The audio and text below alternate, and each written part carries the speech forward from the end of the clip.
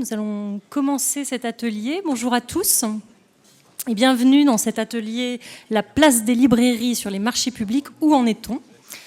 Un sujet qui rassemble aussi bien les médiathécaires, les libraires depuis de nombreuses années. On connaît la place et l'importance de la vente aux collectivités dans le chiffre d'affaires des librairies. Les chiffres sont variables, on parle d'entre 13 et 20% au national dans le chiffre d'affaires des libraires, mais certaines études en région ont fait apparaître des taux plus importants, entre 20 parfois 30% en moyenne sur certaines régions. Et puis on sait bien que d'une librairie à l'autre, ces taux-là sont très variables, pouvant même, dans le cadre de certaines librairies spécialisées, être assez élevés, voire majoritaires. Donc c'est un point très important dans l'activité de libraire, d'arriver à bien analyser son activité liée aux collectivités. Et dans ce cadre-là, le contexte légal est depuis 10 ans assez contraignant du point de vue de la formalisation des marchés publics et la concomitance entre, d'une part, la refonte du code des marchés publics en 2004 et la mise en œuvre de la loi de 2003 dite du plafonnement des rabais, mais vous nous ferez un plaisir de nous redire l'intitulé exact de cette loi qui a un nom à coucher dehors, il faut bien le dire, enfin en longueur je veux dire. Voilà, on fait que les relations entre libraires et collectivités ont pu à certains endroits se tendre, se compliquer en tous les cas. Et qu'elles ont en tous les cas totalement rebattu les cartes de cette relation. Donc l'idée aujourd'hui, c'est de faire un point. Où est-ce qu'on en est une grosse dizaine d'années après la mise en œuvre de ces lois.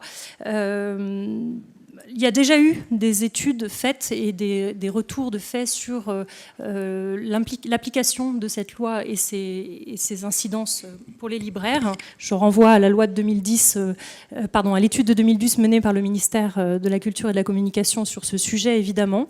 La profession, et quand je dis la profession, j'englobe libraires et médiathécaires en l'occurrence, peuvent pour certains être aujourd'hui en attente de leviers législatifs concernant ce sujet. Mais en attendant, eh bien, chacun peut être acteur sur son territoire de cette relation très, très quotidiennement. Donc le syndicat a voulu favoriser ce dialogue entre les libraires et les médiathécaires à l'aide d'un outil que vous avez tous entre les mains dans votre dossier. Alors je précise d'emblée que cet outil n'est pas terminé, qu'on en est à un point d'étape de réflexion, que l'atelier de cet après-midi se veut aussi un bout du travail, à la fois à travers les échanges qui auront lieu par les intervenants de l'atelier, mais également peut-être par les questions que vous pourrez poser vous-même et qui viendront enrichir la discussion en cours sur les bonnes pratiques, sur les difficultés rencontrées parfois dans le cadre de ces marchés, sur les attentes des uns et des autres. Donc le syndicat a mandaté Julie Chétou et moi-même pour rassembler en fait de la matière en interrogeant des libraires et des médiathécaires sur justement les retours concrets du terrain sur la mise en œuvre des marchés. Alors lors de cet après-midi commune, on va explorer certains des points que vous verrez dans le document, mais pas tous, on n'aura pas le temps. Mais je remercie d'emblée les libraires et les médiathécaires qui nous font le plaisir d'être là pour discuter de ça. Benoît Bougerolles, qui dirige les librairies La Maison du Livre à Rodez et la librairie Priva à Toulouse. Morgane Dezard, qui est la directrice de la médiathèque départementale de l'Eure, du conseil départemental de l'Eure. Sophie Perrusson, la directrice adjointe de l'action culturelle, savoir et patrimoine Ville de Levallois-Perret, et Ariane Tapinos de la librairie Contine à Bordeaux, ainsi que Tristan Valette, notre local de l'étape, qui est le directeur de la médiathèque de Marc-en-Barreuil. Voilà, alors avant de discuter avec eux de ces différents points, je vais commencer par laisser la parole à Hervé Renard et à Éléonore Clavreul, qui vont nous faire un point sur les chiffres issus de la SOFIA, une analyse de ces données qui vont donner des indications sur l'accès des librairies au marché de fourniture de livres. Donc Hervé Renard de l'Observatoire d'économie du livre. Et ensuite, Éléonore Clavreul nous fera un point d'étape, un retour d'expérience sur un certain nombre de rencontres qu'elle a menées sur le terrain avec les libraires et les médiathécaires, de journées de formation sur la question des marchés publics de livres. Voilà, donc je vous laisse la parole tout de suite. Merci. Voilà, donc on n'a pas beaucoup de temps, donc je vais passer assez vite sur le début. Donc, pour vous dire que les résultats que je vais vous présenter aujourd'hui, et qui sont donc le premier point de notre intervention, donc sont l'actualisation d'un premier travail qu'on avait mené en 2010, dans le cadre de l'étude dont Mathilde vient de parler sur l'accès des librairies au marché d'achat de livres des bibliothèques. C'était l'un des volets de cette étude qui en comportait plusieurs. Donc, volet quantitatif, une analyse des seules données dont on disposait pour la situation avant la loi sur le droit de prêt, qui étaient les données du BOAMP.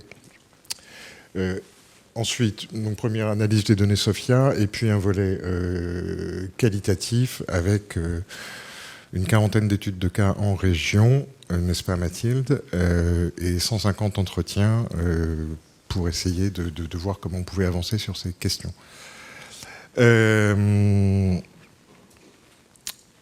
Premier point, quand même, pour vous dire rapidement que... Non, c'est dans l'autre sens qu'il faut que je l'envoie. Voilà. Ça, c'est mon talent de graphiste qui essayait de symboliser ce qu'on savait des marchés de bibliothèques avant la disponibilité des données SOFIA. Un grand trou noir, je vois que ça fait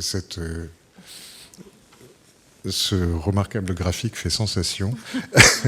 Il y a quand même une petite zone où on avait quelques éléments de connaissance du marché des bibliothèques, mais vraiment une source très ingrate à traiter. Et donc, Dieu merci, on a pu réaliser donc pour la première fois en 2010 une exploitation statistique des données collectées par la SOFIA pour l'établissement du droit de prêt. Et ces données nous permettent d'avoir une vue, c'est la vue la plus complète et la plus précise qu'on puisse avoir aujourd'hui sur l'état de ce marché. Alors, on essaye de caractériser un petit peu cette source. D'abord, l'intérêt, c'est qu'elle couvre effectivement tous les réseaux ou presque, de bibliothèques de prêt, donc les grands réseaux qu'on connaissait déjà et qui sont déjà couverts par des enquêtes nationales, mais aussi des plus petits réseaux qu'on connaissait très mal.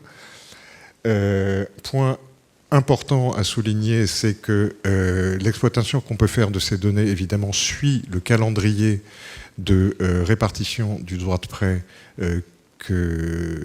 qu'effectue la SOFIA. Donc, là, les données que je vais vous présenter portent pour l'année la plus récente sur l'année 2012, que la SOFIA a répartie au début de cette année 2015.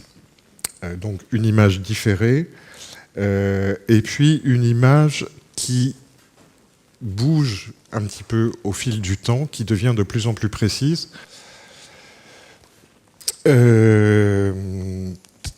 Donc, très rapidement, ça c'est l'évolution année par année du montant des déclarations tel qu'il apparaît dans la base à fin mars, tel qu'on l'a figé. Pour les raisons que je viens d'indiquer, vous comprendrez que toutes les déclarations pour 2012 ne sont pas encore arrivées. C'est donc aussi pour ça que le chiffre est en baisse, mais sur la période la plus récente, il y a un autre phénomène qui se superpose, c'est la baisse des budgets d'achat de livres dans les principaux réseaux de bibliothèques, donc dans les bibliothèques municipales intercommunales. L'enquête de la DLL le chiffre cette baisse à 5% entre 2011 et 2012. Du côté des BDP, une petite baisse aussi, et du côté des BU, également. Voilà, donc on arrive au résultat. Première série de graphiques, donc la répartition par type de réseau de bibliothèques.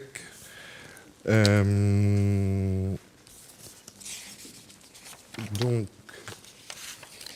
vous voyez qu'entre 2005 et 2012, c'est relativement stable, que les bibliothèques municipales et intercommunales, il manque le « i » sur le graphique, représentent plus de la moitié des déclarations et que nos trois grands réseaux représentent à peu près 90% des montants.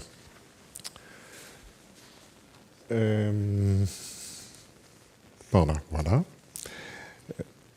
Ça, c'est pour mémoire donc les différents réseaux de bibliothèques qu'on a isolés dans la nomenclature d'exploitation des données. Et on va passer un petit peu plus de temps sur la nomenclature des fournisseurs qu'on avait établi avec le comité de pilotage pour l'étude 2010 et qu'on a gardé pour cette exploitation. Une nomenclature en 10 postes avec 5 catégories pour les librairies qui apparaissent sur la zone bleue.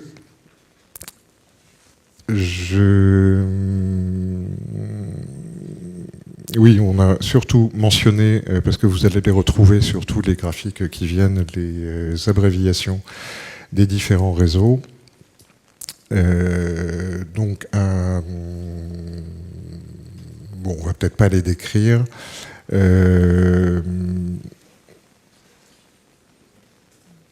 On va filer directement sur l'évolution, un petit peu agrégée de la répartition par type de fournisseur. Donc entre 2005 et 2012, on a regroupé, pour commencer, pour que ce soit plus lisible sur le premier graphique, les 5 catégories de librairies.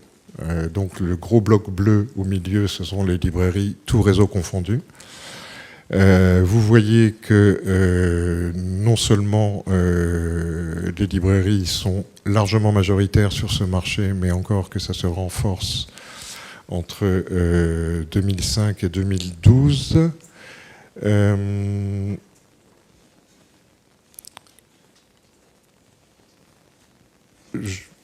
Ça, c'est la même version une version différente du même graphique, pardon, dont on a isolé les achats de livres étrangers, puisque ces achats ne sont collectés qu'à partir de 2007 et que donc ça perturbe un peu la lecture des données.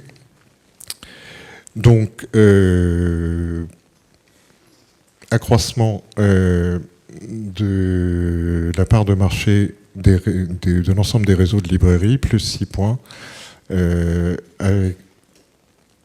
avec une baisse, un recul du canal des grossistes et fournisseurs spécialisés de bibliothèques qui recule de 3 points. Et puis un recul de 1 point du canal éditeur qui est principalement constitué de très petits éditeurs et d'éditeurs en gros caractères, et du canal autre qui regroupe notamment les clubs, les vendeurs de livres de solde et d'occasion, et les fournisseurs de livres équipés pour le prêt. Donc, progression de la librairie dans son ensemble, mais comme l'étude de 2010 l'avait déjà indiqué, des évolutions contrastées selon les types de réseaux.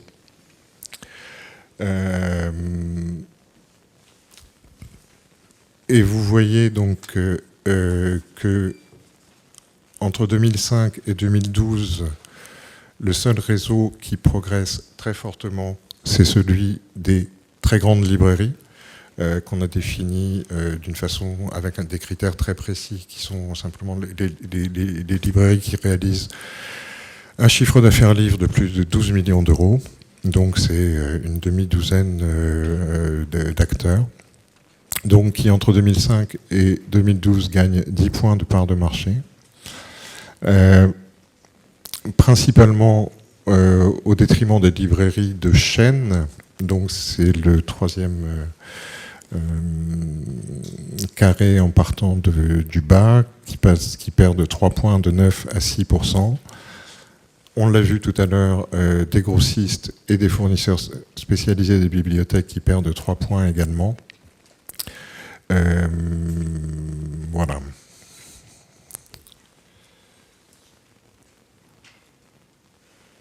Si l'on observe année par année les évolutions pour affiner un petit peu le graphique précédent, ce qui est frappant, c'est que cette progression des très grandes librairies, elle est continue sur presque toute la période.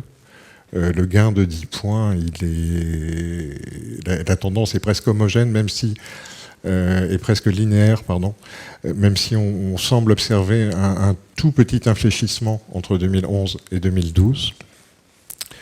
On observe que on a représenté en haut l'ensemble des autres réseaux de librairies hors très grandes librairies. Et on voit que deux choses. D'une part, qu'il y a un recul qui se concentre sur la période, on va dire 2006-2010, un recul assez sensible, qui est de l'ordre de 6 points. Donc il y a un maximum en 2016 à 56% et un minimum en 2010 à un peu moins de 50%. Et depuis 2010, il y a une stabilisation, voire un très léger rebond, un petit peu au-dessus de 50%. Donc, sur cette période de cette année, globalement, il y a effectivement un recul des autres réseaux de librairies, mais phénomène qui mérite d'être souligné, c'est que cet ensemble de réseaux reste majoritaire sur le marché.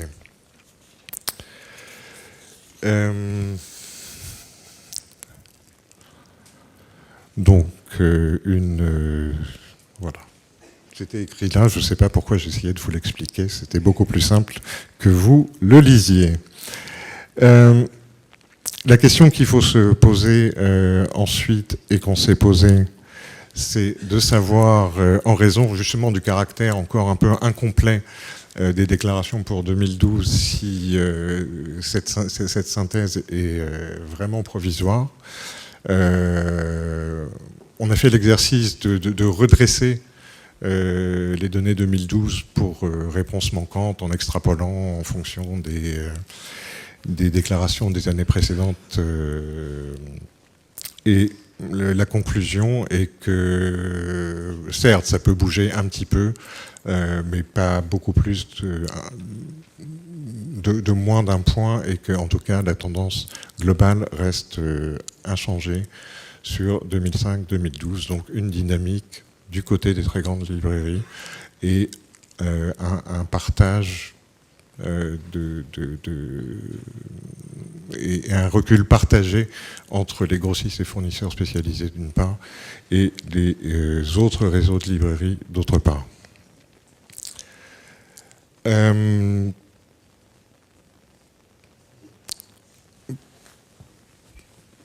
Point intéressant, c'est que cette progression des très grandes librairies, elle n'est pas homogène dans l'ensemble des réseaux de bibliothèques.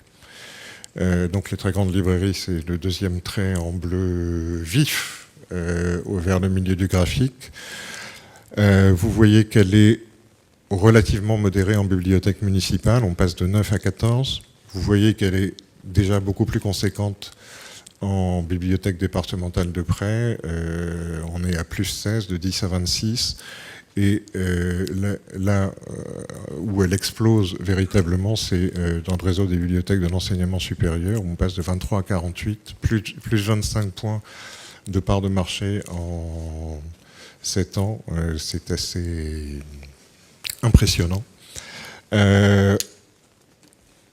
Autre notation sur ce graphique, c'est qu'on remarque que dans les réseaux qui ne sont pas soumis au Code des marchés publics ou soumis à des procédures de marché beaucoup plus allégées comme dans les CDI, on n'observe pas cette progression des très grandes librairies.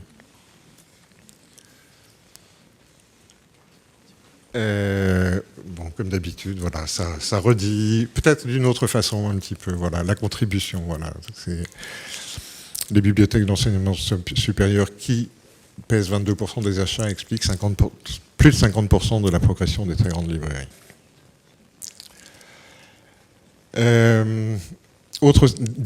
Dernière série d'indicateurs qui nous paraissent intéressantes, c'est la question de la proximité. Donc on a classé les montants en fonction de l'implantation des librairies, des fournisseurs, pardon, et des bibliothèques clientes de ces fournisseurs. Et donc on voit que majoritairement on est dans un marché de proximité puisque en 2005, on a 31% des flux pour lesquels la bibliothèque et le fournisseur sont dans la même commune, plus 26% à l'intérieur du même département, donc plus de la moitié des flux, 57% se font à l'intérieur du département. En 2012, ça reste majoritaire, mais on est en recul. On n'est plus qu'à 28, plus 26, 54% à l'intérieur du même département. Et en haut du graphique, on voit que la seule catégorie, le seul cas de figure qui progresse, c'est une bibliothèque et des fournisseurs dans des régions différentes.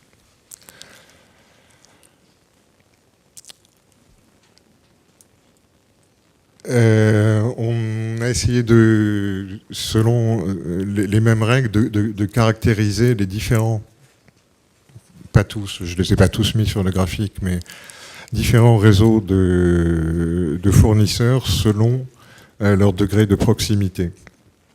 Et donc à gauche du graphique, vous avez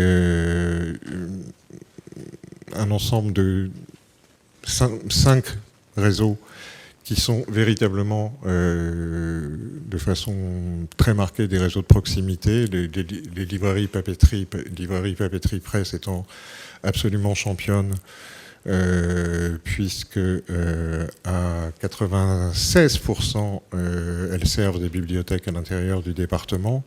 Les librairies générales ne sont pas très loin derrière, on est à 92%, pardon, si je compte bien. Ensuite, les librairies de chaîne, les librairies spécialisées à un degré un peu inférieur, les grandes surfaces spécialisées dans lesquelles on trouve des Fnac et des espaces culturels Leclerc principalement, qui sont également majoritairement un circuit de proximité. Et puis, à la droite du graphique, vous avez les autres fournisseurs, donc les clubs, occasions, etc., qui, eux, ne sont absolument pas dans la proximité. 96% servent des bibliothèques d'autres régions. Nos fameuses très grandes librairies qui ne sont pas non plus dans la proximité. Ce qui est intéressant de noter, c'est que les grossistes et fournisseurs spécialisés sont dans une position intermédiaire, alors qu'on aurait pu penser qu'ils auraient un profil plutôt proche de celui des très grandes librairies. Ce n'est pas le cas. Je déborde, ça va. Bon, celui-ci, on passe vite, c'est le même principe pour caractériser les différents réseaux de bibliothèques. Et voilà. Non, si, quand même. Un dernier petit indicateur. J'avais préparé des slides, mais il faut qu'on revérifie la qualité de la base géocodée qui nous avait permis de faire le calcul. En 2005, donc la distance moyenne entre une bibliothèque et la distance moyenne pondérée par le chiffre d'affaires entre une bibliothèque et son fournisseur, c'était 100 km. En 2012, on est à 124 km. Donc, c'est cohérent avec le reste, ça a augmenté. Merci, et je passe tout à Éléonore. Merci.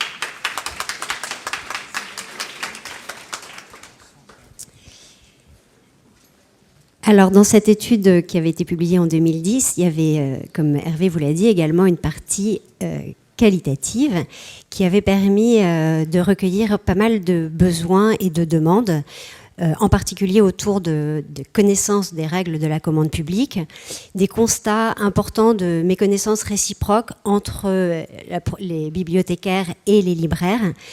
Et pour tenter d'y remédier, un certain nombre de rencontres interprofessionnelles ont été organisées. Alors, le service du livre a essayé d'être un peu incitateur sur la question en émettant une circulaire en direction des DRAC pour rappeler les enjeux de la démarche et puis pour inciter les services déconcentrés à favoriser, collaborer ou voire organiser de telles rencontres. De fait, le plus souvent, elles ont plutôt été organisées par les structures régionales, par le livre, en associant, lorsqu'il y en avait les associations de libraires, et bien sûr les DRAC étaient présentes, et le service du livre invité. Donc, je vais vous faire un retour très rapide sur ces rencontres, afin de partager un peu ce qu'elles peuvent apporter et les points qu'elles ont permis de faire émerger. En effet,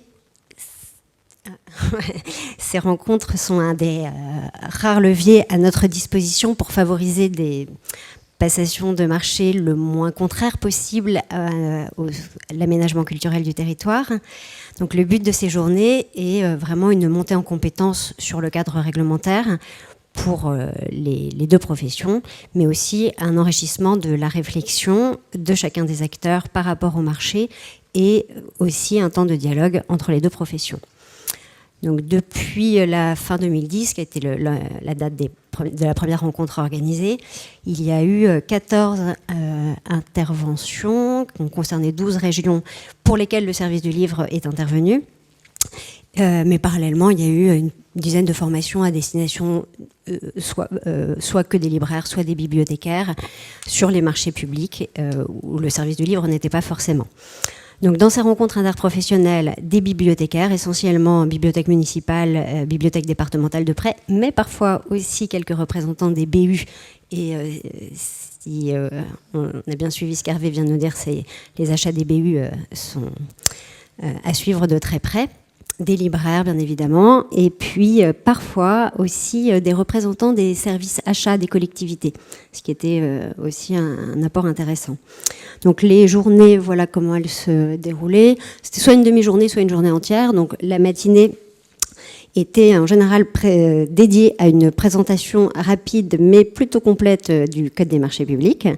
Donc, de quelles directives européennes il découle, depuis quand il est en place, quels sont les grands principes qui le régissent, les différents types de marchés publics, les formes qu'ils prennent, en fonction de quel seuil, les procédures, les procédures à respecter, et puis surtout les caractéristiques propres à l'achat de livres. Donc, c'est une approche assez générale, mais l'idée, c'est vraiment de rendre ce code un peu plus familier, le désacraliser, de lever les appréhensions qu'on avait pu ressentir autour de ce texte. Et puis, et de donc donner une base à partir de laquelle discuter. Cette présentation était aussi parfois suivie systématiquement suivie d'une présentation de cette étude de 2010 dont on vous parle depuis tout à l'heure, donc des chiffres sur la réalité de l'accès des librairies au marché public de livres. Mais cette étude, c'était aussi le premier bilan de la loi de 2003 sur le droit de prêt et sur le plafonnement des rabais. Et comme c'était un bilan globalement positif et qui montrait que cette loi de 2003 avait permis un retour sur les marchés publics des librairies, c'était aussi l'occasion de mettre en valeur un objectif commun aux deux professions, qui est quand même le soutien de la librairie de proximité, la diversité et la vitalité culturelle d'un territoire. Ensuite, en général, une présentation rapide d'un opuscule que vous connaissez peut-être, qui est un vade-mecum à l'usage des bibliothèques de l'État, des collectivités et de leurs établissements sur l'achat public de livres, qui est un code des marchés publics pour les nuls et pour les bibliothécaires. Non, mais je veux dire, c'est une version très très simplifiée du code, pardon. Donc, il contient des éléments d'explication sur le code, mais aussi tous les points sensibles, les critères un peu délicats, quelles sont les souplesses du code qu'on peut exploiter, un peu comment. Et ensuite, cette présentation était suivie d'interventions et de libraires et de bibliothécaires qui permettaient d'illustrer par un retour d'expérience ces points un peu plus théoriques. Et lorsque la journée était lorsque cette présentation, cette matinée était suivie d'un après-midi, il était organisé 2 ateliers, un en direction des libraires autour de répondre à un cahier des charges et un en direction des bibliothécaires sur la rédaction du cahier des charges. Voilà, donc ces journées permettaient des échanges importants entre les deux professions, donnant des éléments d'information très utiles à la fois pour diminuer la méconnaissance réciproque des deux professions, partager les contraintes, les réalités de chacun et identifier vraiment les points sur lesquels réfléchir et à prendre en compte dans une stratégie pour chacun des acteurs concernés. Donc beaucoup de sujets sont revenus systématiquement au cours de ces rencontres. Des sujets autour du contenu des marchés. Alors, très souvent, les libraires racontaient qu'on leur demandait des services, on les exigeait dans le cahier des charges et qu'en fait, finalement, ils n'étaient pas utilisés. Quelques exemples aussi de demandes un peu aberrantes, comme des lots liés à l'accueil 2 fois par an d'un auteur aux frais de la librairie. Question autour des enjeux pour la librairie des marchés publics, ce que Mathilde évoquait rapidement en introduction, quelle rentabilité, qu'est-ce que ça fait de perdre un marché public, et puis qu'est-ce que ça fait aussi d'en gagner un, surtout souvent exprimer la reconnaissance symbolique que ça pouvait être pour la librairie. Bien évidemment, comme ce qui gêne la passation des marchés, c'est qu'on ne peut pas introduire le critère de proximité et on ne peut pas le retenir, c'est complètement interdit. Donc beaucoup de réflexions autour de qu'est-ce qu'on peut substituer à cette notion de proximité pour tout de même réussir assez facilement à travailler avec des acteurs du territoire. Et systématiquement a été relevée l'importance de la volonté politique dans ces attributions de marché. Pas mal de discussions également autour de la manière dont le livre numérique allait être distribué, et comment les librairies pouvaient rester actrices à part entière de la vente de ces livres.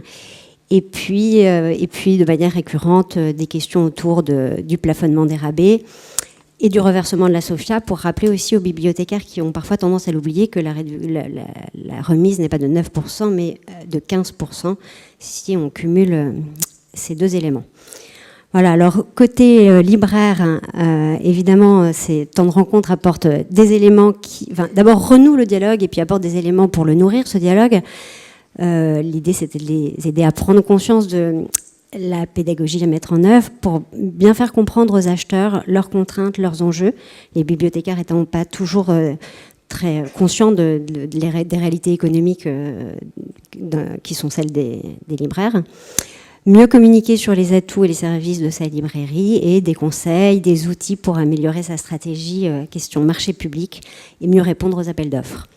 Du côté des bibliothécaires, mieux prendre en compte les réalités économiques de leurs fournisseurs, mieux comprendre pourquoi parfois les fournisseurs ne sont pas intéressés par les lots qu'ils leur proposent, les inciter fortement à ne pas surenchérir sur les services demandés en plus de la fourniture de livres, et pour eux aussi être mieux outillés pour entrer dans un dialogue constructif avec le service des achats, parce qu'évidemment, ils ne décident pas tout seuls au cours d'une passation de marché. Donc, juste un petit mot de conclusion. Comme pour tous les aspects liés à cette question des marchés publics, il n'y a pas de recette miracle. Il ne suffit évidemment pas d'organiser ces temps de travail pour que, comme par magie, tout change et que les chiffres ne soient pas dans la constance qu'Hervé nous a exposée. Et j'ai perdu ma deuxième feuille, mais c'est pas grave, tout est écrit là. Si tu veux bien passer la diapo suivante. Voilà, donc pas de miracle, mais un travail de fourmi, un travail de long terme. Pas non plus pas non plus très facile de mesurer l'impact de ces journées. D'autant plus que même si, alors pas parce que justement les renouvellements de marché s'étalent un peu dans le temps, donc c'est pas forcément après une de ces journées de formation que la fois d'après la passation de marché se passera comme chacun le souhaite. Et puis il y a d'autres éléments qui entrent en compte dans la manière dont les attributions sont faites, de ce qui se passe sur le terrain. Donc un travail de longue haleine à ne pas lâcher malgré la difficulté d'en mesurer les impacts réels. Je vous remercie.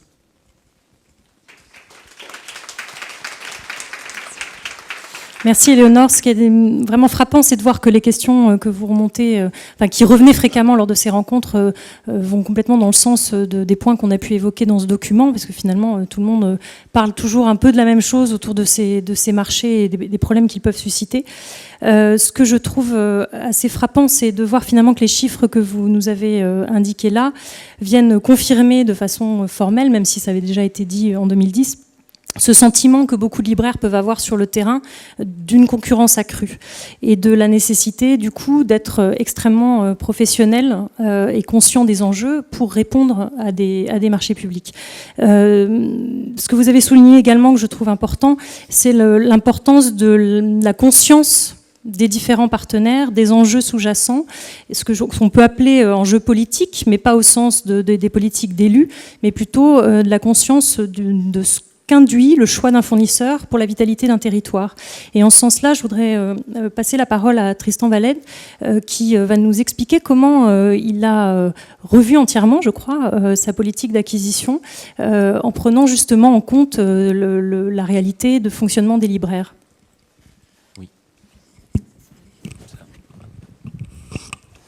Oui, bonjour à toutes et à tous. Oui, donc effectivement, je suis là pour vous faire part d'un retour d'expérience qui, j'espère, vous convaincra que même en étant un peu nul en droit, on peut réussir à faire de belles choses. Et alors, quand je suis arrivé, moi, à la médiathèque de Marc-en-Barœul, il y a 10 ans, on travaillait exclusivement, enfin quasi exclusivement avec des grossistes. Le basculement s'est opéré avec la nécessité de redynamiser un fonds spécifique de la médiathèque qui était celui des littératures policières et fantastiques. Un fonds qui souffrait de pas mal de lacunes, dues en partie dues à l'inexpérience, au manque de connaissances de l'équipe. Et comme nous avons la chance d'avoir sur la métropole lilloise une librairie spécialisée dans ces domaines-là, nous avons créé un lot spécifique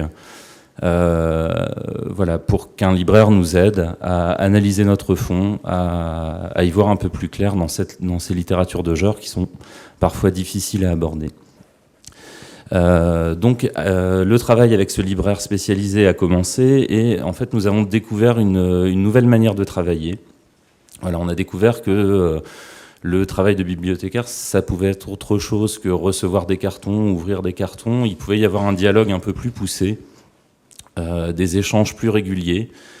Pour ce faire, on a aussi un peu modifié notre manière de travailler, c'est-à-dire que ça a débouché sur moins de livraisons et plus de retraits en librairie.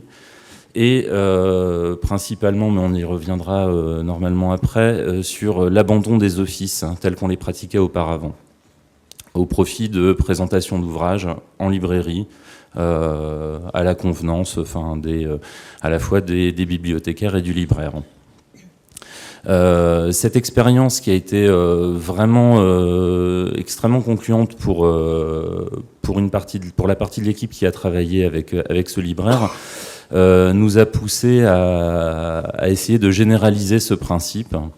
Et donc, au marché suivant, nous avons décidé de revoir complètement notre cahier des charges et nos critères d'évaluation.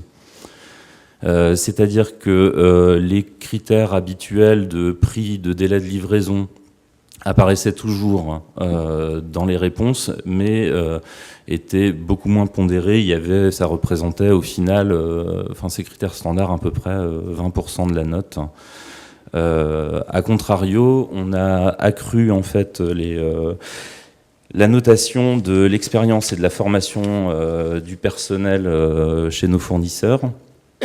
Aussi inclus la nécessité de se rendre sur place fréquemment et de faire du retrait d'ouvrages en magasin. Et on note aussi les animations menées autour du livre, ainsi que l'aide éventuelle que le fournisseur pourrait apporter aux actions menées par la bibliothèque. Là-dedans, on entend surtout la possibilité de venir vendre des ouvrages lorsqu'on rencontre un auteur, le fait qu'il y ait un échange de pratiques autour de l'animation autour du livre. Et donc ça a débouché, ces nouveaux appels d'offres ont débouché sur un travail qui est mené maintenant depuis plusieurs années avec notamment 5 librairies regroupées qui se sont associées, on va dire, au sein d'un groupement momentané d'entreprises. Alors, je connais pas vraiment les détails de fonctionnement, mais les libraires en question sont présents dans la salle. Si vous voulez leur demander par la suite comment précisément ils fonctionnent, vous les retrouverez à côté de vous. Et donc en gros, on a complètement modifié notre fonctionnement, notre manière de travailler. On travaille complètement différemment d'il y a 10 ans. Mes collègues vont très fréquemment en librairie. Échangent très fréquemment, s'appellent avec les libraires. C'est une méthode de travail qui est complètement nouvelle et qui porte ses fruits parce que mes collègues conseillent mieux, prennent plus de plaisir à effectuer leurs commandes. On se retrouve aussi beaucoup plus souvent dans des manifestations autour du livre qui peuvent être menées par ses partenaires libraires. Et donc voilà, pour nous c'est complètement positif. Actuellement, on a 5 lots différents pour le livre. 4 de ces 5 lots sont attribués à des libraires indépendants. Donc ce qu'on voit là d'assez atypique dans votre exemple, c'est vraiment cette capacité de remise en question totale, c'est-à-dire à la fois dans l'organisation de l'équipe et de fonctionnement au quotidien, de façon à, dans le marché public, avoir des critères de notation qui soient liés à un besoin que vous avez entièrement redéfini, de façon à ce qu'il soit aussi en adéquation avec le fonctionnement des libraires avec qui vous avez envie de travailler. Donc en ce sens-là, c'est un exemple assez atypique, je pense. En tout cas, tous les cas qui se fait l'écho d'une vraie volonté assumée de votre côté. Oui, complètement. Oui. Je ne saurais pas vous dire si c'est si atypique que ça. Je vous avoue. Peut-être que Benoît Bougerolles pourrait rebondir peut-être sur cet exemple, sur cette notion d'importance de la conscience des enjeux et des fonctions propres, du fonctionnement propre aux libraires. Comment ça peut être pris en compte par les bibliothécaires également. Oui, merci. Bonjour à tout le monde. Je crois que l'exemple donné par Christian Valette est tout à fait intéressant. Pardon, parce qu'en fait, c'est probablement la bonne pratique et que ces bonnes pratiques sont parfois difficiles à mettre en œuvre. Je pense qu'il est tout à fait essentiel, effectivement, qu'au niveau des bibliothécaires, il y ait une prise de conscience, d'une part, des enjeux économiques pour les librairies, parce que l'impact de la perte éventuelle d'un marché ou, à l'inverse, d'en gagner un peut être très important dans une structure, surtout quand elle est petite et fragile. Ce que ne mesurent pas toujours les acheteurs publics, a fortiori les services juridiques des mairies, qui ne sont pas du tout évidemment dans cette logique. Parfois les élus et les politiques y sont sensibles. Si les bibliothécaires s'en rendent compte, ça veut dire que l'on rentre dans un cercle vertueux qui est la problématique beaucoup plus globale de qu'est-ce que le rôle du livre et de la lecture d'un point de vue sociétal sur le territoire que l'on est, ce dont on parlait tout à l'heure en termes d'aménagement culturel du territoire. Aujourd'hui, si l'ensemble des acteurs se rend compte que la présence du livre passe par un réseau efficace de bibliothèques et par un réseau efficace de librairies, ça ne pourra qu'aider effectivement au livre et à la lecture et donc à cet aménagement culturel du territoire. Si cette prise de conscience est forte, on trouvera toujours les moyens de s'organiser.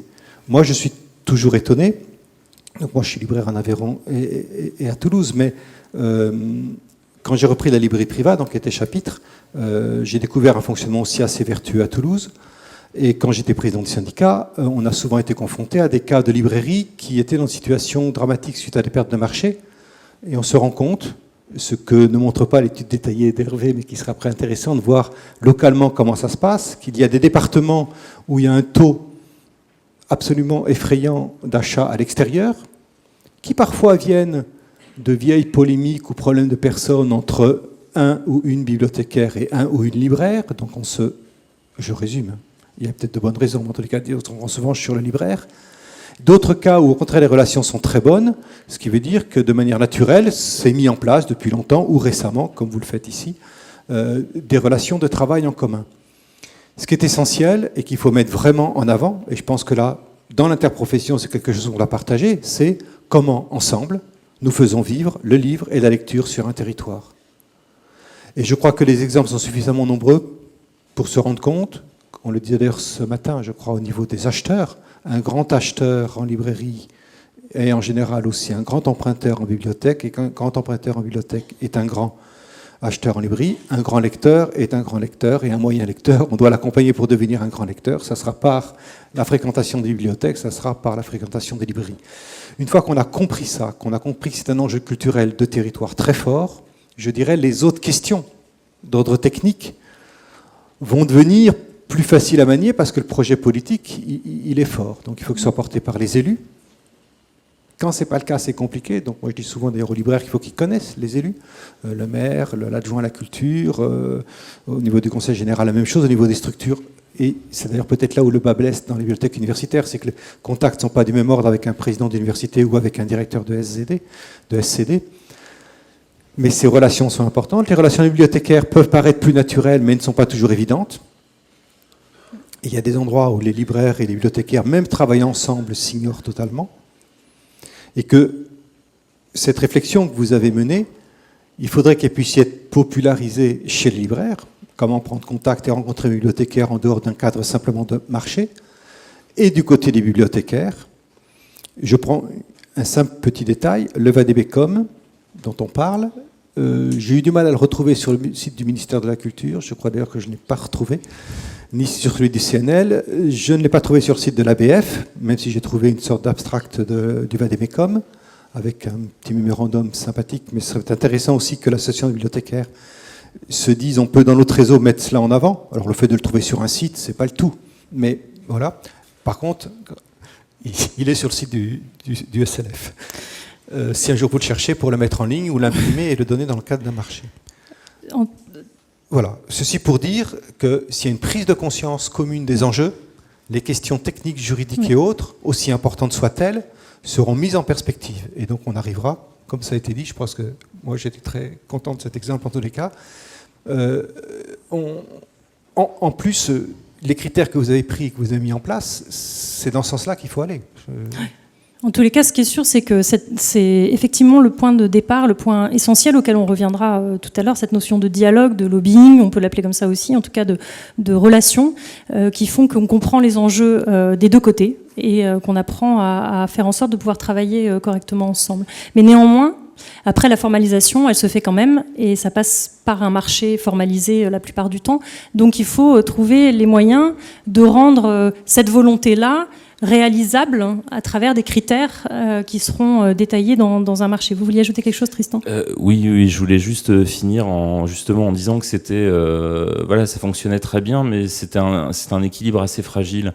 Et à chaque marché, on a le sentiment que ça pourrait basculer. Ouais, ça pourrait basculer, ça pourrait être retoqué, parce qu'on n'est quand même pas bien sûr de notre coup dans l'histoire. Ça nous semble logique, ça nous semble cohérent, mais c'est assez empirique comme démarche et on manque d'analyse là-dessus. Mais c'est pour ça d'ailleurs qu'on parlait du fait qu'il n'y a pas de formule magique et que ça fait des années qu'on tourne autour de ces questions-là et que un même critère écrit par une bibliothèque qui derrière a la volonté de faire travailler les librairies sur son territoire pourrait être pris totalement à l'inverse par une médiathèque qui n'aurait pas ce souci-là en particulier. Donc c'est très compliqué. Et notamment nous, ce qui nous sauve et qui nous garantit pour l'instant un fonctionnement pérenne dans ce système-là, c'est la qualité des réponses qui sont proposées par les libraires. Qui sont vraiment très complètes. Je pense notamment quand on parle de qualification et d'expérience des personnels. On a un organigramme détaillé, précis, incluant même les stagiaires qui sont présents, les spécialités de chacun, ce que les gens lisent, leur coup de cœur, et là pour le coup c'est un vrai plus par rapport aux réponses un peu plus standardisées des plus grosses structures. Mais qui du coup pourrait, le cas échéant, être rebasculé si un plus gros fournisseur vous faisait le même type de présentation. Donc, voilà. Tout à fait, on est vraiment sur cette fragilité-là. Alors quand on évoquait les critères auxquels sont obligés de répondre les candidats, rappelons tout de même que l'objectif essentiel d'un marché public, c'est de déterminer un candidat qui sera capable de fournir des livres. C'est quand même ça essentiellement l'objet. Donc du coup, les principaux critères en général que l'on retrouve dans les marchés porte sur la capacité du candidat à faire ce service-là, rendre ce service-là. Alors le problème, c'est qu'on tourne vite court sur les critères qu'on peut mettre en avant pour départager les candidats. Le critère qui revient assez souvent, c'est le critère des délais de livraison, qui est un critère assez souvent pointé du doigt par les libraires parce que la façon dont il est rédigé très souvent fait que c'est le mieux-disant qui va remporter le morceau, quitte à aller dans une espèce de surenchère dans la réponse qui n'est pas toujours en plus très réaliste. Donc c'est vraiment un critère sur lequel on s'est arrêté dans le travail sur ce document.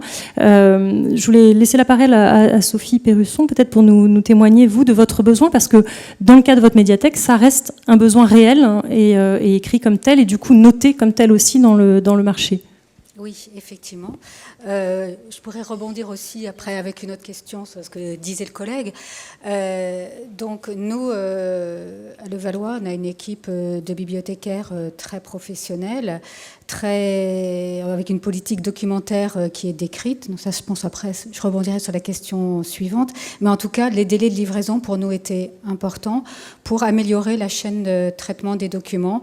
Ce qui va dans le sens de la qualité du service qu'on rend au public sur le territoire. Donc, nous, on a mis un critère de 12 jours ouvrés avec 60% à la première livraison. Et après, on a aussi déterminé qu'il ne fallait pas qu'il y ait plus de 2 livraisons complémentaires. Et avec aussi un critère, je pense au moment de la rentrée littéraire, qu'on puisse avoir une livraison très rapide, en 48 heures express, pour pouvoir, là, on est là encore dans la satisfaction du public. Parce qu'après, effectivement, on reçoit les livres, il faut qu'ils soient couverts, équipés en puces RFID, entrés dans le catalogue. Donc voilà, c'était d'avoir une chaîne plus courte pour arriver entre les mains du public. Alors sur ce point-là particulièrement, on voit que les positions des médiathèques sont différentes les unes des autres. Je sais que de votre côté, c'est pas forcément un critère aussi discriminant. Certaines médiathèques ont choisi aussi d'inscrire les délais dont vous parlez, qui sont des délais assez cohérents avec les pratiques professionnelles, contrairement à ce qu'on peut parfois voir, mais de les inscrire directement dans le cahier des clauses techniques, le CCTP, de façon à ce que ce ne soit plus un critère de notation en tant que tel, mais quelque chose d'acquis dans le service attendu du libraire, et qu'à la limite, la notation se fasse uniquement sur la capacité d'information du fournisseur sur les non livrés, par exemple, pour expliquer pourquoi ils ne sont pas encore livrés. Est-ce que du côté des libraires, cette question-là des livraisons, peut-être Ariane, vous pouvez en aborder? Oui, il me semble que Benoît a fait beaucoup de lobbying dans le sens, parce qu'il nous en a parlé très très souvent dans des réunions au syndicat, mais je pense que ça produit des effets, c'est-à-dire d'aller vers des dossiers dans lesquels on nous propose, on nous demande de répondre à un délai, plutôt que des dossiers dans lesquels on nous dit en combien de temps livrez-vous, où effectivement c'est la course à l'échalote et où chacun y va de sa demi-journée de livraison. Après, je vous entendais, Madame, parler du fait qu'il faut rendre un service au public, etc. Certes, mais en même temps, le libraire, il se situe aussi entre la bibliothèque et l'éditeur, et parfois les délais, on répond aux délais, on essaie de répondre correctement dans les dossiers et dans le travail, de répondre à ces exigences de délai, mais bien souvent, quand il y a plus de 2 livraisons, quelque chose qui prend du temps, etc. C'est pas du fait du libraire. Peut-être qu'il y a des libraires qui n'arrivent pas à commander les livres, qui n'arrivent pas à les mettre dans des cartons, qui n'arrivent pas à les livrer, je ne sais pas. Mais moi, l'expérience que j'ai, c'est quand ça prend du temps, c'est parce que l'éditeur ne nous livre pas le livre. Et que peut-être il faut aussi apprendre même au public en bibliothèque que les choses prennent parfois un peu de temps, et que cette culture de l'immédiateté, de toute façon, on n'arrivera pas à avoir le livre le lendemain dans la bibliothèque. C'est pas possible. Voilà. Et il y a une chose aussi par rapport aux livraisons, peut-être que je peux ajouter, c'est la question du coût de la livraison, puisque finalement maintenant dans les dossiers, on nous demande toujours de livrer franco de port, je crois que c'est comme ça qu'on dit. Donc c'est-à-dire que c'est finalement, ça n'existe pas en fait, la livraison gratuite. Ça veut dire que c'est le libraire qui paye la livraison, et que c'est un coût quand même très très très important pour les librairies. Et par exemple, pour ce qui est de ma librairie, donc qui est une petite librairie spécialisée jeunesse, donc ça veut aussi dire que la part des collectivités, c'est extrêmement important, beaucoup plus que dans des librairies générales, et aussi que les collectivités ne se résument pas, les ventes différées ne se résument pas aux ventes dans le cadre des marchés publics. Je ne sais pas si c'est très clair ce que je dis. Voilà, mais donc le coût que ça représente chez moi, c'est non seulement un coût financier important, mais c'est aussi un coût en termes d'organisation du travail, parce qu'on est obligé de faire une partie des livraisons nous-mêmes, sinon financièrement c'est pas possible. Donc quelqu'un qui fait des livraisons, c'est quelqu'un qui est pas dans le magasin, etc. Or moi, quand j'ai repris la librairie Contine il y a un peu plus de 12 ans, pour une grande partie, les livraisons n'étaient pas assurées par la librairie. Les municipalités nous envoyaient des gens qui venaient chercher des colis, et à ce jour, je crois qu'il n'y a plus qu'une bibliothèque parmi toutes celles avec lesquelles nous travaillons qui le fasse de manière un peu régulière. Voilà. Donc ça, c'est quand même un coût finalement qu'on a absorbé discrètement, voilà. Mais alors on a fait cette loi quand même sur les frais de port par internet, mais nous, les frais de port, voilà. Donc, un des points, en tous les cas, à retravailler dans l'interprofession, justement, pour bien comprendre les enjeux des deux côtés sur la question de la livraison. Oui, J'avais une question, mais pour mon voisin, parce que tout à l'heure, vous avez dit que vous aviez sur 5 lots, il y en a 4 qui étaient donc chez des libraires indépendants. J'aimerais savoir pourquoi le 5e n'y est pas. Quels sont les critères qui font que c'est pas possible, en fait, sans que vous nous disiez de choses... Je sais pas ce que je peux dire ou pas dire, j'en sais rien. Non, mais c'est pas compliqué. En fait, on a un lot qui est intitulé acquisition rétrospective, on va dire des ouvrages de fond, mais en gros où c'est essentiellement du retrait en magasin. Donc c'est avec le Furet du Nord, et ce qui présente et qui inclut également les suggestions des lecteurs. Parce qu'on a un service de suggestion où, en gros, on répond, on y va toutes les semaines. Et en gros, les livres sont traités en 1 ou 2 jours. On va chercher sur place, simplement. La réaction, c'est-à-dire que c'est pas un grossiste très loin, en fait. C'est une situation locale, d'accord. Non, je ne sais juste pas à quoi correspond le Furet du Nord, en fait. C'est pour ça que j'ai dit, je suis resté là-dessus, mais je ne sais pas, comment on le caractérise. Alors, parmi les autres outils fréquemment demandés dans le cadre des marchés et qui peuvent parfois poser question, en tous les cas à certains libraires. Il y a les besoins que les médiathécaires exposent de plateformes de suivi des commandes. Alors, soit pour faire les réservations de commandes en ligne, soit pour suivre l'état des commandes, soit même parfois jusqu'à gérer les factures de façon dématérialisée. Il y a visiblement une montée en puissance de ces besoins-là exprimés dans le cadre des marchés. Je vais me retourner à nouveau vers Sophie pour avoir son retour. Là aussi, vous aviez des besoins assez clairs sur ce sujet, je crois. Oui, effectivement. Là,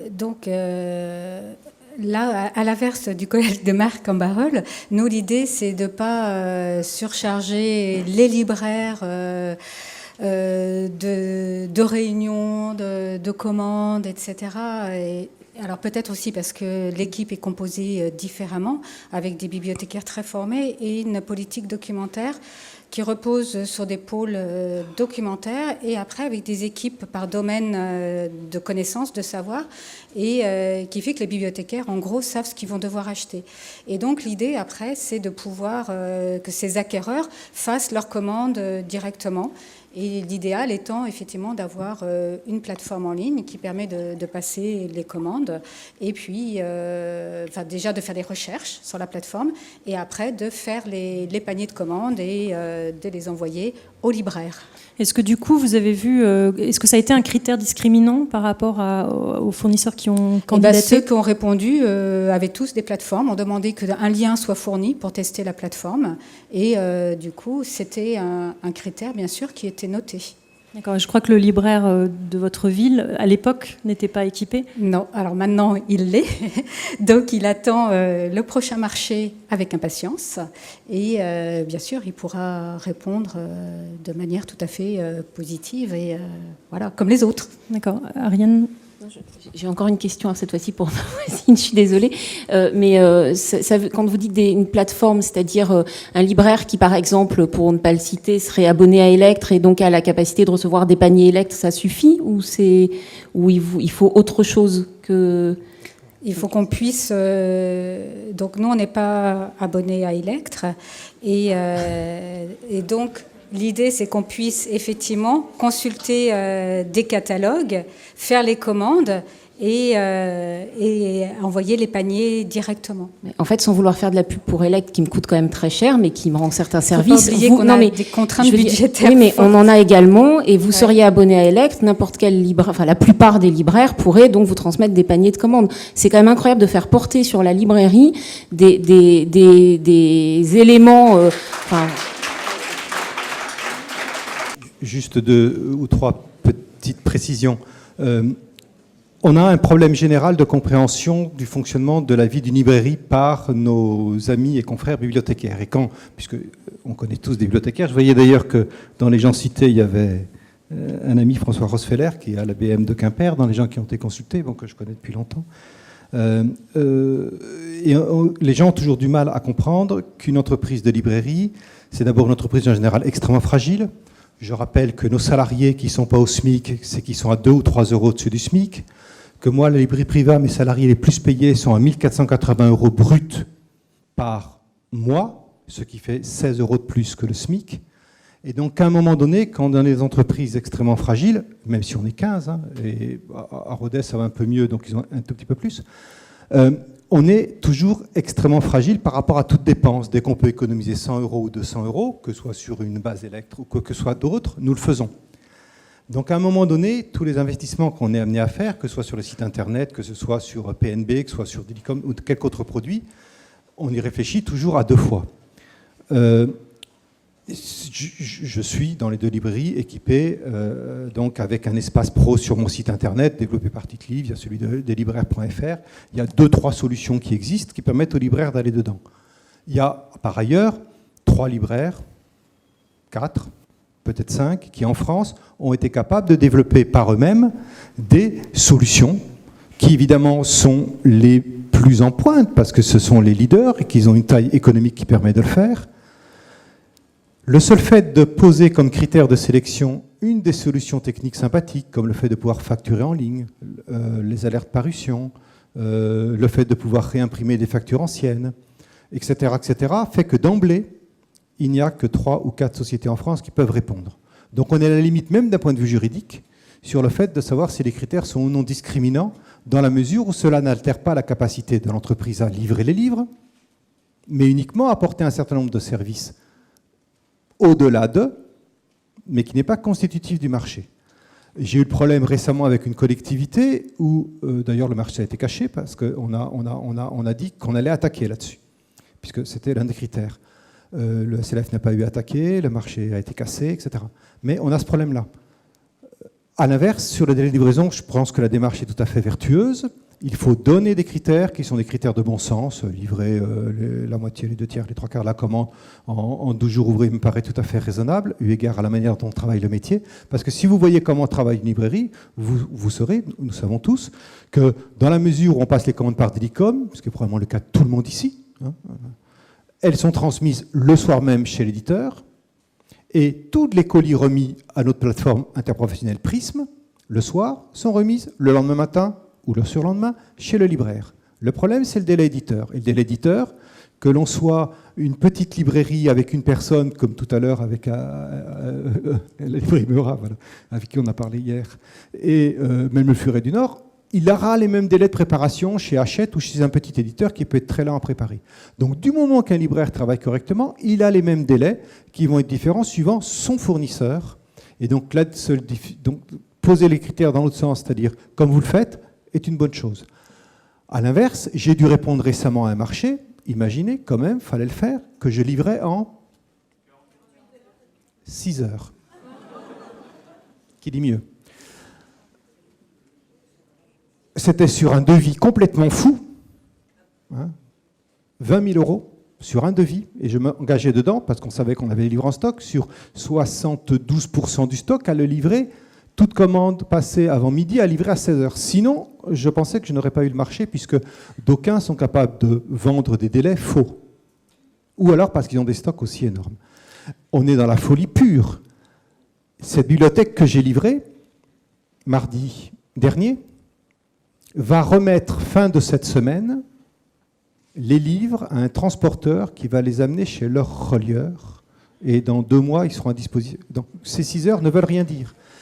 Ce que je veux dire par là, c'est qu'il y a des critères qui sont pertinents, d'autres qui sont difficiles, et que ça, c'est une mécompréhension. Donc nous avons notre part de responsabilité dans ce qu'est notre métier, pour que d'aucuns puissent comprendre quels sont les enjeux et quels sont des critères qui peuvent être hyper discriminants ou d'autres qui sont de bon sens par rapport au travail d'un libraire Donc efficace. on en revient de toute façon à la question centrale de ce dialogue, et loin de vouloir stigmatiser les pratiques là qui sont décrites, simplement se redire qu'il y a là un enjeu vraiment de compréhension et de dialogue. Oui, vous voulez peut-être... Moi, je voudrais rebondir. Donc, j'ai entendu quelques réflexions dans la salle pour dire qu'il y a un soutien à la librairie locale avec un salon du livre.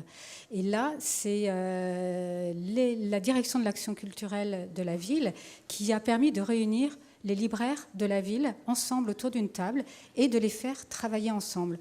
Quand on fait ce salon du livre avec les 3 libraires, une toute petite librairie jeunesse, une toute petite librairie BD et une librairie généraliste, ils font un chiffre d'affaires énorme. Donc le soutien à la librairie locale existe et est particulièrement porté.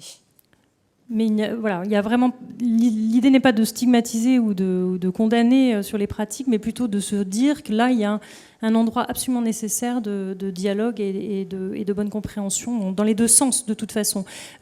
Sur la question de la fourniture des livres, on n'a pas le temps là d'aborder l'ensemble des points qu'on évoque dans le document et qui n'est sans doute pas exhaustif d'ailleurs.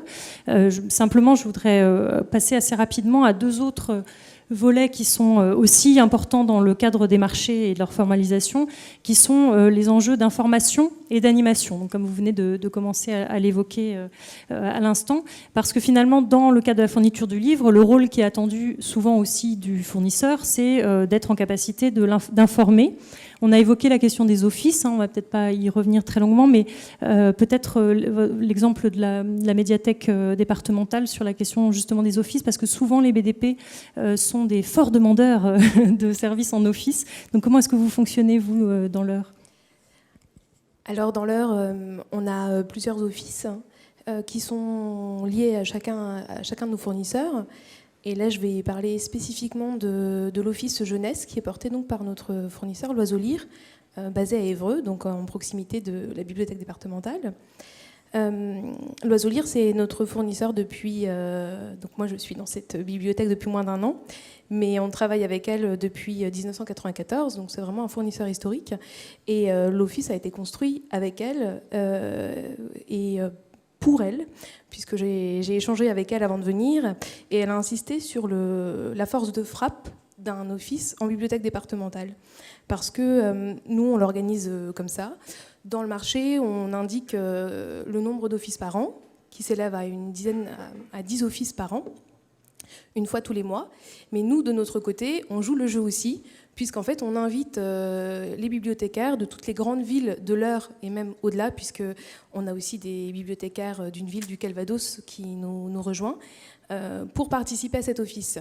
Et donc, comme elle est fournisseuse, puisque c'est l'unique libraire jeunesse du département, comme elle est aussi le fournisseur de ces autres bibliothèques, ça lui permet en fait de faire un seul office pour l'ensemble de ces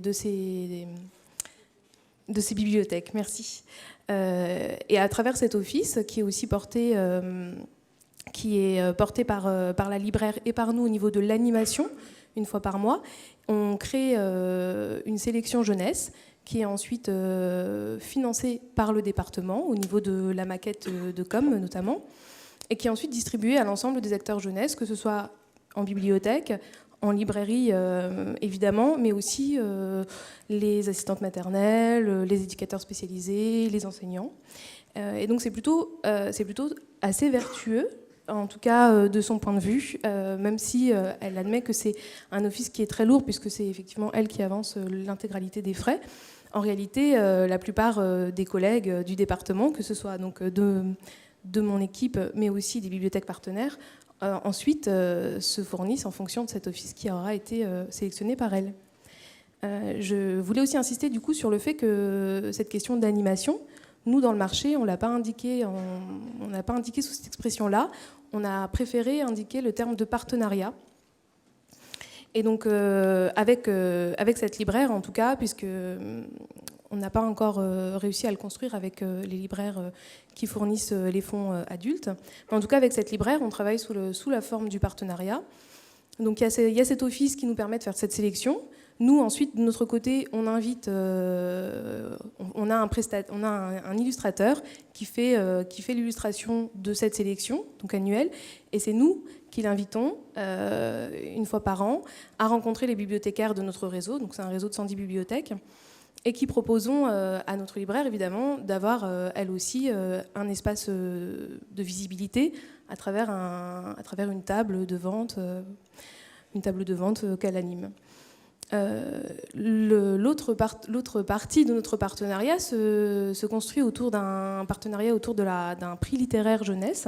Donc l'Oiseau Lire, Annie Falzini, donc avec sa librairie et une association qu'elle porte, est extrêmement moteur sur ces prix, puisqu'elle en porte plusieurs. En tout cas, nous, on est en partenariat avec elle sur le prix des dévoreurs de livres. Et ce partenariat, c'est pareil, c'est un partenariat réel, c'est-à-dire que le département prend en charge beaucoup de frais, mais il est vrai qu'elle en porte aussi quelques-uns. On se partage notamment, on fait venir donc environ entre 10 et 15 auteurs par an sur le département pour des rencontres, pour une quarantaine de rencontres auprès de classes qui auront participé à ce prix, ou auprès de bibliothèques qui auront participé aussi à ce prix dans le cadre d'un prix individuel. Et donc on se partage les frais d'hôtel, les frais de transport, les frais aussi des défraiements pour les auteurs. Et ce prix-là, elle en porte quand même une grande partie, puisque c'est elle qui fournit les enseignants, qui fournit aux enseignants les jeux de livres qui auront été sélectionnés. Mais c'est nous qui fournissons aux bibliothèques les jeux. Voilà. Et donc ce sur quoi je voulais aussi insister, c'était qu'on est là, dans ce partenariat-là, on n'est pas les seuls. Il y a aussi l'Éducation nationale qui, là, aussi fait ce qu'elle peut pour jouer le jeu, mais ne joue peut-être pas le jeu jusqu'au bout, puisque c'est l'association qui porte une bonne partie de ces coûts-là. Et tout ça est cohérent avec cet office, puisque la sélection des dévoreurs est aussi construite par les bibliothécaires de cet office, proposée ensuite aux enseignants qui le lisent, et ensuite il y a une rencontre entre les participants de ce comité jeunesse, les enseignants qui auront participé à la sélection, pour ensuite constituer la liste définitive de ce prix. Donc, ce qui est intéressant à travers les exemples que vous citez là, et puisque vous citiez vous également à Levallois sur le salon qui fonctionne bien, c'est qu'on voit bien que les partenariats tissés entre médiathécaires et libraires sont bien au-delà de la question des marchés. La question que pose l'animation quand il est formalisé dans un appel d'offres, c'est la limite de ce qui est demandé et attendu de la part du fournisseur pour ne pas que ça dépasse les bornes du service de fourniture de livres et non pas d'animation, qui est une prestation qui peut être demandée dans le cadre d'un marché, mais il faut l'isoler et pouvoir éventuellement le rémunérer. Donc le partenariat permet d'être quand même dans une relation commune d'animation du territoire, d'animation culturelle du territoire, mais c'est des choses à distinguer, c'est bien ce qui se passe à Levallois d'ailleurs, du marché en tant que tel. J'aurais aimé que vous puissiez nous toucher 2 mots par rapport à l'information sur les nouveautés, par rapport à un glissement que vous sentez chez certains de vos confrères, Sophie je crois, par rapport à la répartition des rôles en fait, entre le libraire et le bibliothécaire. Peut-être que Tristan pourra aussi intervenir sur cette question-là. Finalement, comment se répartissent les rôles aujourd'hui d'information sur la nouveauté ou sur les publications entre libraires et bibliothécaires? C'est vrai que c'est quelque chose qu'on demande aux libraires, de la même manière pour PNB avec la plateforme, où on nous dit qu'il y a 16 000 titres pour l'instant. Donc effectivement, si le libraire peut animer la plateforme pour aiguiller les bibliothécaires qu'ils trouvent ce qu'il y a de mieux à acheter assez rapidement. Donc avec le bémol sur PNB, c'est que pour l'instant, les éditeurs sont quand même encore frileux et que le choix est assez restreint. Donc du coup, on travaille ensemble pour choisir les documents qui vont le mieux servir au public. Et donc un glissement que j'ai entendu, donc des bibliothécaires qui transmettent carrément aux libraires le fait de faire les commandes. Pour les bibliothécaires. Des livres. Voilà. Donc avec un partenariat plus important et d'échanges plus entre... peut-être du coup, comme vous faisiez un peu Marc Cabarel pour les thématiques pointues, mais du coup de manière plus élargie. Donc après, c'est... quels sont les cœurs de métier, hein, donc voilà. Donc le cœur de métier des bibliothécaires serait davantage que la médiation, et moins sélectionneurs, ce seraient les libraires plus sélectionneurs. Donc voilà, donc c'est sûr que des gros questionnements du coup dans votre profession même sur la répartition des rôles. Des professions qui sont en débat aujourd'hui, hein, de toute façon, avec l'évolution de la société, la place du numérique. Hein, donc faut pas se leurrer. Hein, donc chute des emprunts en médiathèque, des demandes pour le numérique qui augmentent. On est dans un système un peu hybride, donc à suivre. Tristan, est-ce que vous vouliez commenter ça ou est-ce qu'on... Sur le rôle de chacun, pour nous, il n'y a pas vraiment de règles. En fait, c'est simplement un échange. La seule chose que je sais, j'ai peut-être laissé entendre que mes collègues étaient mauvais, c'est possible. Non, ça va, mais c'est pas le cas du tout. Voilà, ils sont tout aussi passionnés que les libraires, mais voilà, aussi bons soient-ils, ils sont toujours meilleurs avec l'aide des libraires. Moi, j'en ai fait l'expérience autour de la bande dessinée, c'est le premier poste que j'occupais. Et je suis assez fier de ce que j'ai fait du rayon, mais j'aurais été incapable de le faire sans un bon libraire. Donc après, concrètement, comment se déroule l'échange, c'est assez simple. En fait, on se rencontre souvent. Et puis on échange. Ils nous préparent des choses. Il n'y a pas de demande réellement formalisée, autre que celle de se rencontrer souvent. Voilà. Morgane, vous vouliez réagir? Pardon. Oui, sur cette question du passage de la médiation en bibliothèque. Nous, en bibliothèque départementale, on a une mission très importante qui est de former les bibliothécaires du département, puisque vous n'êtes pas sans savoir qu'en département, dans les petites communes rurales, c'est souvent porté par des bénévoles. Si c'est porté par des salariés, ce n'est pas forcément des professionnels. Donc notre travail, c'est vraiment de les faire monter en compétences.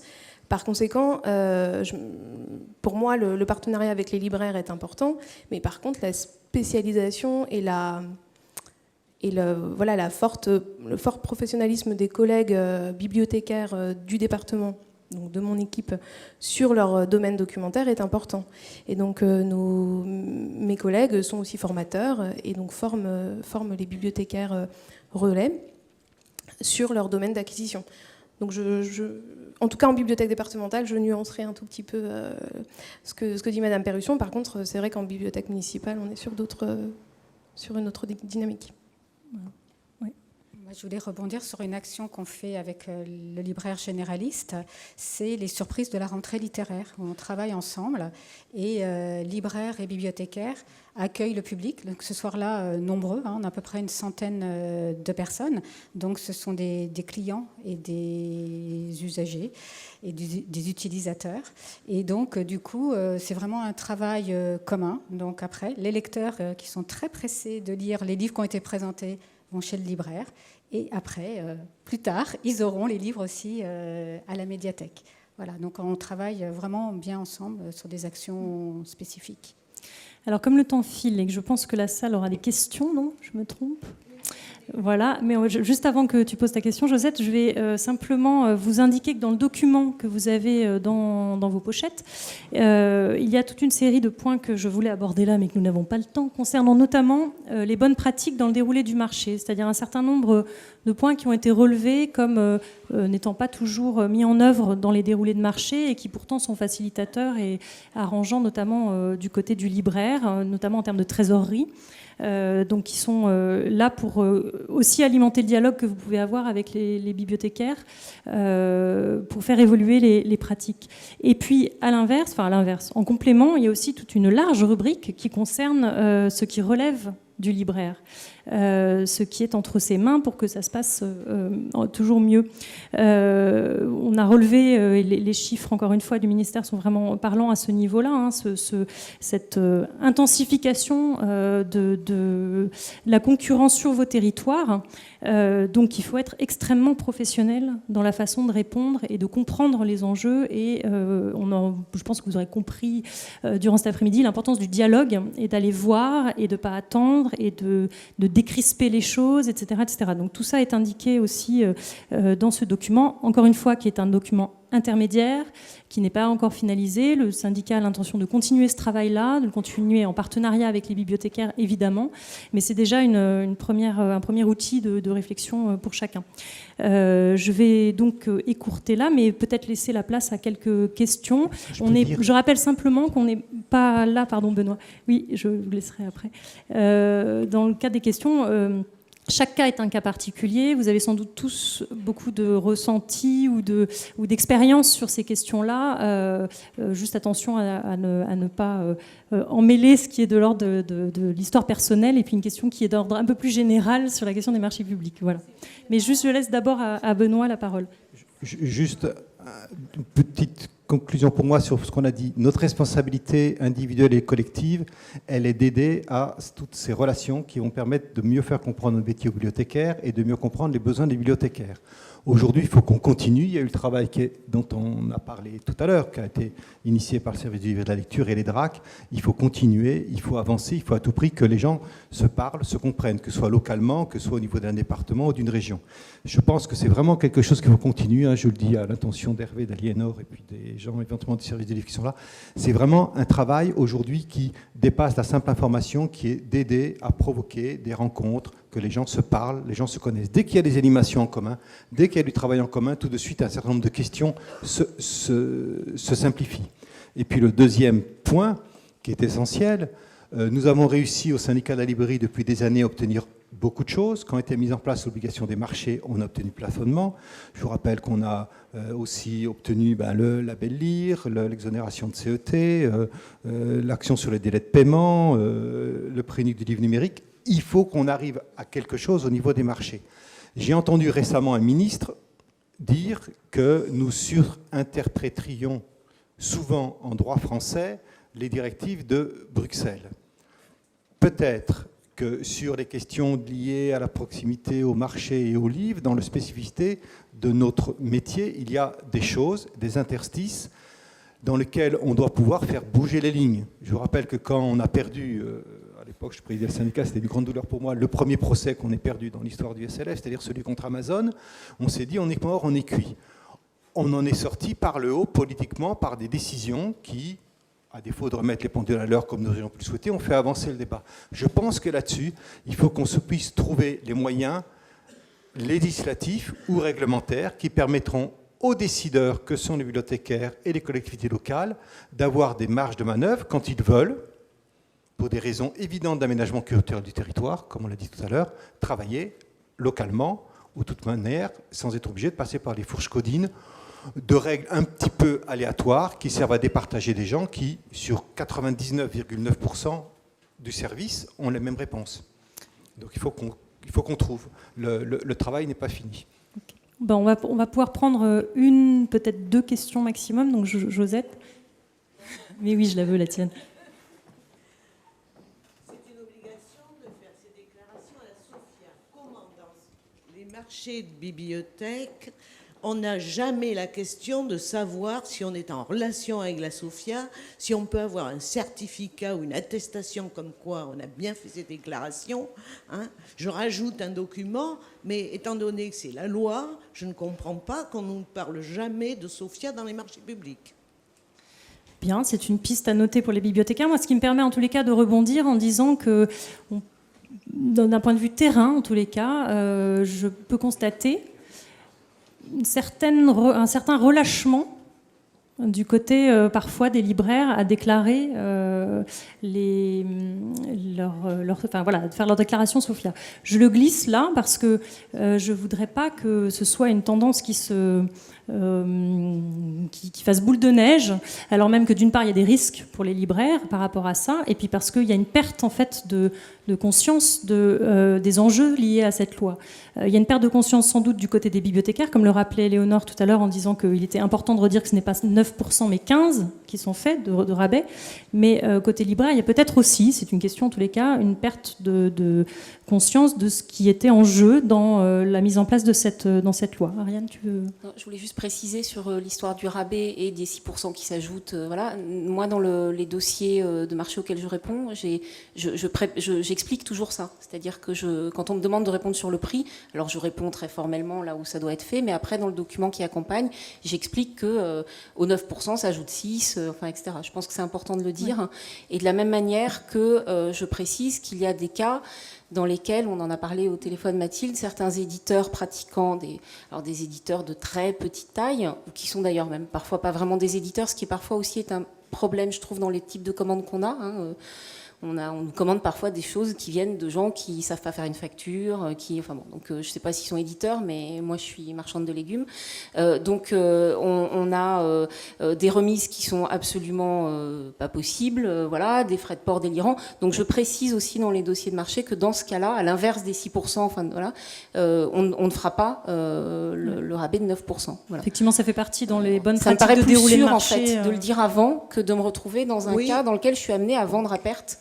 Donc j'explique dans mon petit papier que je ne fais pas de vente à perte. On peut dire qu'on peut justifier en photocopiant la facture de l'éditeur qui est sans TVA alors que nous la payons, majoration des frais de port et une remise de 20%. Je l'ai fait, j'ai produit. Moi, j'ai jamais, à chaque fois, nous on l'a toujours mis dans les dossiers de marché depuis des années, on n'a jamais eu de retour selon lequel on aurait perdu un marché pour ce point précis.